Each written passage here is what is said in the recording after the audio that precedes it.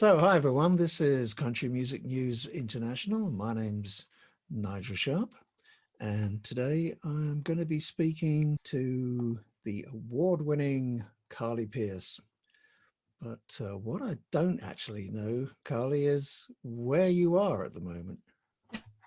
I am at my home in Nashville, where I've been spending so much time during quarantine. Okay, so do you actually get out much? I definitely, go to the grocery store, go see my friends, go to dinner. But I certainly have missed a big part of my life, which is touring and traveling the world. Yeah. Now, it's very possible that I'm going to be asking you questions that you've probably heard 1,000 times already. So That's okay. That's part of the game. I'll apologize for that in advance, but take pity on us poor Europeans because it's kind of difficult to kind of follow what everyone's doing in the States when it comes to something like country music. So I'd like to ask you, first of all, well, I'd like to concentrate on songwriting, really. I mean, your songs and your sort of songwriting process. Last year, you did win an award. Tell us about that, first of all. I wrote a song a few years ago as an apology to somebody in my past, and called on my buddy Lee Brice to come and sing it with me. And little did I know that that song was going to be my second number one and in the States. And Lee and I won a CMA award for musical event of the year for I Hope You're Happy Now, which is the song I'm talking about. Okay. And yeah, I mean, growing up, I always had wanted to, it was truly a lifelong dream of mine to win a CMA award, and I did it. Well, congratulations. Thank you. I I wish I could actually come to one of these events one of these days. That would be nice. Um, Yes, you need to. and so instead of doing these interviews online, you could actually do them in person. That would also be Right. very pleasant to be able to do. So, and last year, or just recently, if I have got my facts right, you've just released an EP called 29. Yes. Okay. So did it actually ever occur to you that with 7 songs for this EP, that if you just kind of threw in a couple more, you'd have an album? Well, who's to say that I'm not working on the other part of it? Well, there you go. That's your secret, right? Maybe, I'm not sure. We'll see. I think what interests me more than the background to the songs is for you actually writing them and then recording them and putting them out there. Has that been a kind of self-healing process for you? Yeah, just to give everybody a backstory, a little short version. My producer, who has made all of the music up to "I Hope You're Happy Now" with me, my first 2 albums, co-wrote "Every Little Thing" with me, my first number one.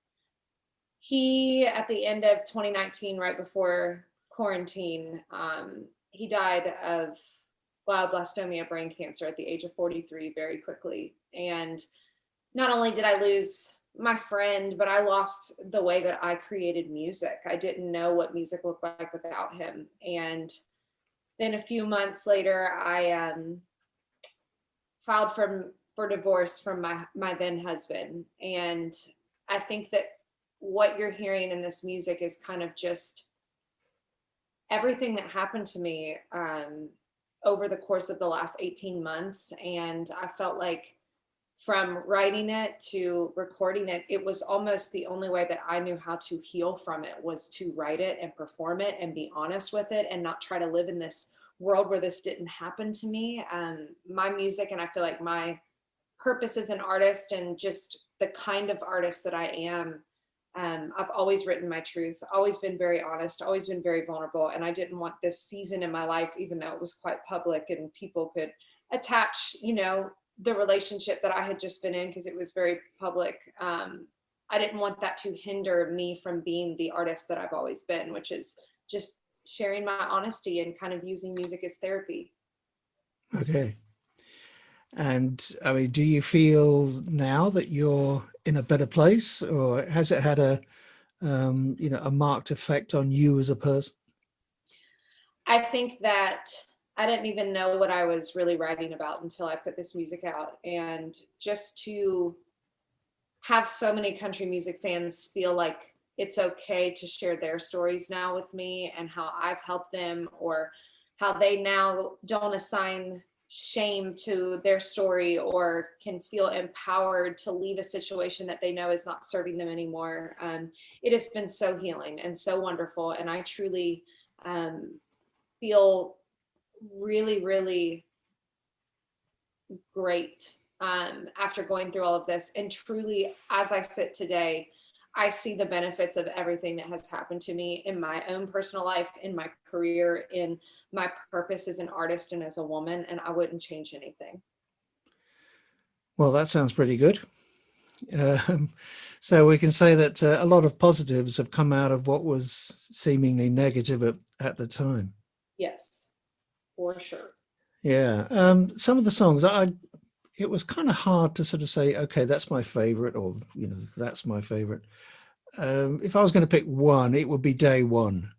Okay, I love that. I can't actually quite really say why I would pick Day One, but it's just the way that you have of writing, in its very basic form, is how you put your lyrics together. Do you spend, like hours and hours sweating over these lyrics, or does it just kind of ding, it just kind of pops out while you're not thinking about it? I am this isn't a term, this is just my term.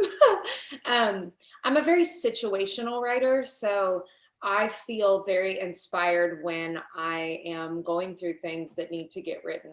I'm not a very good communicator outside of being an artist and being a writer. I think that's why I'm a pretty good writer, because I can sit on it and kind of figure out exactly how I want to say it. But to answer all of that, these songs just fell out, and I don't really know how to explain that. I think maybe the longest songwriting session was like 2 hours on these songs. I mean, I think when you go through something like this and you have a lot to say, and you're inspired, I know it sounds really weird to be inspired through so much loss, but I was inspired. I was inspired creatively to just go and get all of this out, almost like a diary. And so Day One was one of those songs that I knew I needed to write, just because trying to see myself getting over this person and getting over this situation seemed so overwhelming. And that's kind of where Day One came from. And it was very easy to write that because I was living it.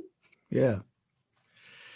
The other one I liked in terms of, watching the video was Show Me Around, where, you're in this, I don't know what that is for a room. I was going to ask you about the room. Yeah. Where was that actually filmed?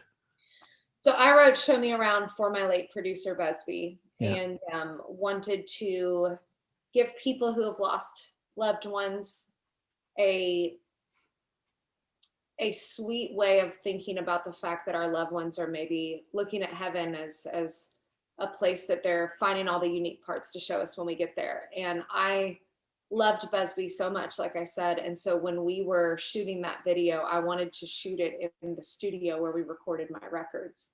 And so it's a very, very emotional performance for me. It was very hard for even my band to get through it with me, because they all knew how much I loved busbee, but I wanted to kind of sing it to him in the room that we created music in. It did have a kind of very intimate kind of ambience to it. You could kind of feel that through the video. So who's actually producing for you now?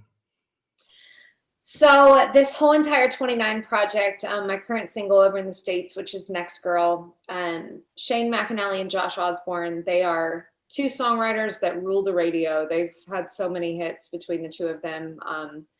And it was just a really wonderful accident that we started writing together during this time. I was very honest with them. And busbee was a pop producer from California, and he also produced Maren Morris. And I really do equate their bond to be stronger because Maren grew up R&B. Maren grew up in that funk loving, you know, obviously she loved country as well, but she comes from that background that he does, or he did. And so they were able to really connect. And I feel like Shane, Josh, and I came from the 90s country and true country music. So we were able to relate on a level that I actually was never able to relate to busbee on, and just felt like I unleashed this whole part of my soul that I didn't even know I could make music like. So I am very, very happy to have found them. Yeah, what do you see as 90s country, and what would be the difference between the music that was being produced then and the music that's being produced now? Well, I grew up on people like Patty Loveless and Leanne Womack and Trisha Yearwood and the Chicks and Faith Hill. And I think what they did so best is they all had such unique ways of empowering women through real songs and real songwriting, and they had real voices. And I think that the ladies ruled the 90s in country music. And that is the kind of music, even when I moved to Nashville, people were like, oh, you're a little dated. Like, you kind of would have been great in the 90s or the early 2000s. And what's so great is that music has kind of made a resurgence in my class. You know, Luke Combs and John Party and myself and all of these artists that I feel like are really bringing that sound back, and it's kind of cool again. And I really just went for it with this project. And I think just in the music that you'll hear from me from now on, it's not that anybody ever thought I was anything but country, but I feel like this music and this EP, these 7 songs, have really solidified that. What's in store for you in 2021? Do you know? Are there any kind of plans? I am hopeful that we'll get to play shows, cautiously optimistic. I also am just excited to be working on more new music, and just making sure that when I do get out there, I've got lots of new songs for people. So are you busy writing any new material, or are you just more thinking about the stuff that you've just released? Oh, I'm still writing. I got lots of music coming. Sounds good. You do strike me as a person who has to write songs. I do. I definitely do. Know, I mean, I really, understand where you're coming from when you say that. Thank you. Thanks very much. Yeah, thank you for taking the time for the interview, and wish you all the very, very best for the future. Thank you so much. Take care of yourself. See Bye. ya.